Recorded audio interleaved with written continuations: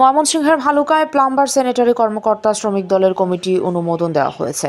ভালুকা উপজেলা শ্রমিক দলের সভাপতি, ময়মনসিংহ বিভাগের সহসভাপতি আলহাজ শৌমুখ হাসান সোহাগ ও ভালুকা উপজেলা শ্রমিক দলের সাধারণ সম্পাদক শাহ মোহাম্মদ সুজন শ্রমিক দলের নিজ কার্যালয় থেকে ৩১ সদস্য বিশিষ্ট কমিটি তাদের হাতে তুলে দেন।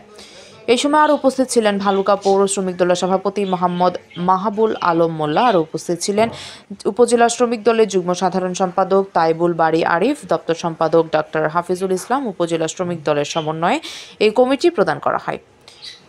প্লাম্বার স্যানিটারি কর্মচারী শ্রমিক দলের ৩১ সদস্য বিশিষ্ট কমিটি দেওয়া হয় সভাপতি আব্দুর রশিদ, সিনিয়র সহসভাপতি সফির উদ্দিন শেখ, সাধারণ সম্পাদক জালাল উদ্দিন। আরও উপস্থিত ছিলেন শ্রমিক দলের নম্বর সংগঠনের নেতৃবৃন্দ।